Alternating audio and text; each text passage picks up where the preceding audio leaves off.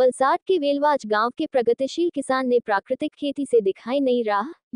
शशिकांत पटेल बोले, पहले रासायनिक खेती से बिगड़ा स्वास्थ्य, अब प्राकृतिक खेती से मिली सफलता और तंदुरुस्ती।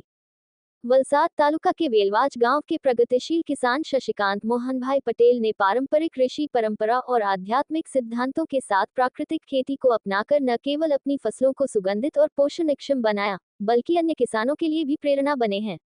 वे हर दिन सूर्योदय और सूर्यास्त के समय यज्ञ करते हैं और महामृत्युंजय मंत्र का जाप कर भूमि और वातावरण को ऊर्जा प्रदान करते हैं। शशिकांत पटेल ने बताया कि पहले वे और उनके पिता 30 बीघा जमीन पर रासायनिक खादों से गन्ना, धान, आम और दलहन की खेती करते थे, परंतु लगातार कीटनाशक, रासायनिक खाद और खरपतवार नाशकों के प्रयोग से उन्हें सांस की समस्या होने लगी थी, साथ ही उत्पादन में भी गिरावट आने लगी थी। वर्ष 2016 में गांधीनगर में सुभाष पालेकर जी की प्राकृतिक खेती की ट्रेनिंग लेने के बाद उन्होंने जीवामृत, बीज अमृत, दशपर्णी अर्क और गौकृपामृतम जैसे स्वदेशी उत्पादों से खेती शुरू की। आज उनकी जमीन उपजाऊ, मुलायम और पानी की कम जरूरत वाली बन चुकी है। उनका स्वास्थ्य भी सुधरा है और खेती में लागत भी कम आई है। शशिकांत पटेल की यह खेती आज कई किसानों को नई दिशा दे रही है, जहां आधुनिकता के साथ आध्यात्मिकता का समन्वय भी है। रोजना सवारे ली आऊँ 300 ग्राम 600 ग्राम जो छोटला थाय तो आ हेलो आ एक पेप्सीनी बोटल लई लऊँ तो एनी अंदर 300 ग्राम छोटला नाखूँ, 100 ग्राम गोળ नाखूँ, 1 लीटर पानी नाखूँ અને આ એર ટાઈટ આ વસ્તુ બહુ ફાઇન થાય અને એર ટાઈટ બનાવી દઉં। રોડે રોડે જઈને આ બધા પાણી પીને બધા બાટલા રાખેલા હોય તો હું વણી લાવું। 20 વર્ષ થઈ ગયા છે। હા, મને સભાએ સબસિડી મળી હતી ત્યારે 5000 રૂપિયા દીધું તો ત્યારે કંઈક 18000 રૂપિયામાં તૈયાર થઈ ગયો હતો। અત્યારે બી ચાલુ છે ખરું? હા, અત્યારે બી ચાલુ। ગોબર ગેસ પ્લાન્ટ છે હું એટલે ગોબરનો એટલે એ રીતનો બી એક એનર્જી તરીકેનો આનો બી એક ઉપયોગ થાય આપણે। આમાંથી જે આનો એક ફાયદો શું છે ગોબર ગેસ કરવાથી હવામાં જે ગાયના છાણની અંદર જે મિથેન ગેસ જે ખરો એ 4 ગયા એનો મિથેન ગેસ છે, મિથેન ગેસથી હું ગેસ ચલાવી દઉં તો આ અંગારવાયુ હવામાં નહીં જાય એટલે એ જેની બી પોલ્યુશન નહીં।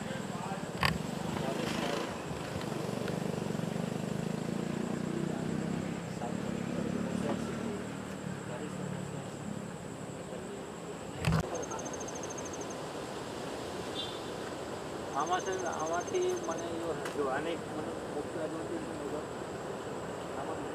આ હળદર હા બદામની બધી જ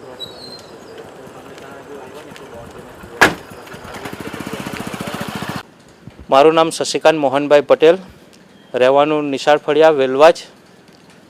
હું પોતે BA ભણેલો છું।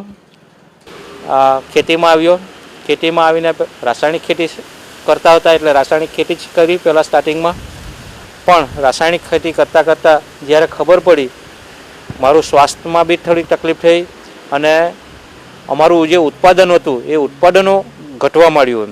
જે અમારે કેરીમાં પ્રોડક્શન જે 5000 મણ જેવી થતું હતું તેની જગ્યાએ 1700-1800 મણ જો પાસે આવી ગયું। શેરડી અમારી 100 ટનની આજુબાજુ એકરે પાકતી હતી તે 30 ટનની આજુબાજુ આવી ગયું। અને અમારું પોતાનું શહેદ અને મારા પપ્પાનું બી શહેદ, કેમ કે અમે રાસાયણિક દવા અને ખાતરનો ઉપયોગ કરતા એટલે વારંવાર ખેતરમાં અમે રહેતા હતા એટલે અમારી શરીર પાસે બી એની ઇફેક્ટ જોવા મળી, અમારું સ્વાસ્થ્ય બી બગડવા માંડ્યું। સુભાષ પાલેકરજીના એક સેમિનાર 5 દિવસનો હતો તો એ 2016ની અંદર અમે સેમિનાર હું એટેન્ડ કરી આવ્યો અને સેમિનાર એટેન્ડ કરીને પ્રાકૃતિક ખેતી સુભાષ પાલેકર SPNF ચાલુ કરી।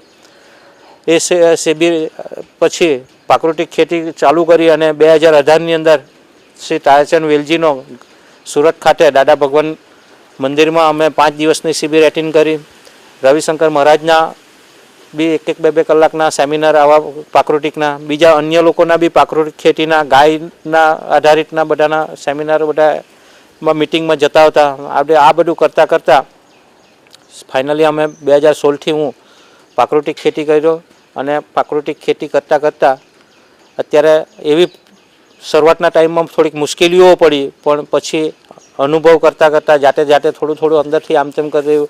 કોઈ બીજા કોઈ ખેડૂતે સારું કર્યું તો તેની વિઝિટો લીધી, જેવા મહારાષ્ટ્રમાં અમે ગયા, મધ્યપ્રદેશમાં ગયા, જે સારા ખેડૂત આપણા ગુજરાતમાં છે ત્યાં બી ગયા। પછી ભાસ્કર સાવે આપણા ઉમરગામની અંદર હતા તો એમની ફાર્મ પાસે બી 2-3 વખત વિઝિટ લઈને અમને ત્યાંથી બી જ્ઞાન મેળવ્યું અને જે મુશ્કેલી હતી એ બધી મુશ્કેલીઓનો થોડો અમને ત્યાંથી સોલ્યુશન બી મળતું રહ્યું અને આ રીતે અમે અત્યારે સારી રીતે કન્ડિશનમાં અમે પ્રાકૃતિક ખેતી કરી શકીએ છીએ. અને મારા ખેતરમાં હું સુભાષ પાલેકરના જે જીવામૃત, ઘન જીવામૃત, બીજામૃત, આચ્છાદન આ બધા આયામોનો બી ઉપયોગ કરું છું. સાથે સાથે થોડાક તારાચંદ બેલજીના જે એન્ઝાઇમ છે તો એની એક ફોર્મ્યુલા છે તો એ ફોર્મ્યુલા બી ઉપયોગ કરું છું. તેવી જ રીતે અગ્નિહોત્રનો બી ખેતરમાં ની અંદર ઉપયોગ કરું છું. અગ્નિહોત્રની બી વાતાવરણને શુદ્ધ ને એવું થાય છે એટલે એનાથી બી રોગ જીવાતનો કંટ્રોલ થાય છે તો એનો બી ઉપયોગ કરું છું. ઘરે દેશી ગાયો પાળી છે. દેશી ગાયના જે છાણ અને ગૌમૂત્રમાંથી જ આ બધું બને છે. યજ્ઞ છે એની અંદર બી પછી ઘરે ખેતરની અંદર ઘન ચિકિત્સા બી કરું છું. મેં ઘન ચિકિત્સામાં બી પરિણામો લીધા છે. રાસાયણિક ખેતીમાં નહીં મળી શકે તેવા પરિણામ આપણે પ્રાકૃતિક ખેતીની અંદર મળી શકે. હવે પ્રાકૃતિક ખેતીની સાથે સાથે હું મૂલ્યવર્ધન બી કરું છું. હું શેરડીમાંથી ગોળ બનાવીને વેચું છું. ડાંગરમાંથી ચોખા બનાવીને વેચું છું. બીજું મારે ઘરે ગાયો છે તો ગાયનું એક ટાઈમનું દૂધ લાયણીમાં આપું છું જે 60 રૂપિયા લીટર પ્રમાણે, અને બીજું એક ટાઈમનું દૂધ મારે ખેતરમાં એટલે કલમ પાસે કે શાકભાજી પર છાંટવા માટે દૂધ ગોળનો એવો પ્રયોગ કરું છું તો તેમાં જોઈએ એટલે એક ટાઈમનું દૂધ હું ઘરે જ રાખું છું. અને જે વધે એ દૂધને હું લોકલમાં બી વેચું છું. દહીં બનાવીને વેચું છું અને પછી છેલ્લે ઘી બનાવીને વેચું છું. અને ઘીમાંથી મને બાય પ્રોડક્ટ તરીકે છાશ બી મળે છે. તો મેં ઘી બનાવું છું એ 2300 રૂપિયા કિલો પ્રમાણે ઘી વેચું છું. અને મારી જે એમાંથી છાશ આવે છે એ 25 રૂપિયા લીટર પ્રમાણે તાંબામાં આઠેલી 21 દિવસ પછીની એ છાશ મેં શાકભાજી પકવતા ખેડૂતો મારી પાસે લઈ જાય છે એને હું 25 રૂપિયા પ્રમાણે આપું છું. બીજું મારો ગાયનો પેશાબ હું દર મહિને 150 થી 250 લીટર જેવો ગાયનો પેશાબ વેચું છું. બીજું મારે કઠોળ પાકો જે થાય છે એ બી મારા ઘર બેઠા જ નીકળી જાય છે.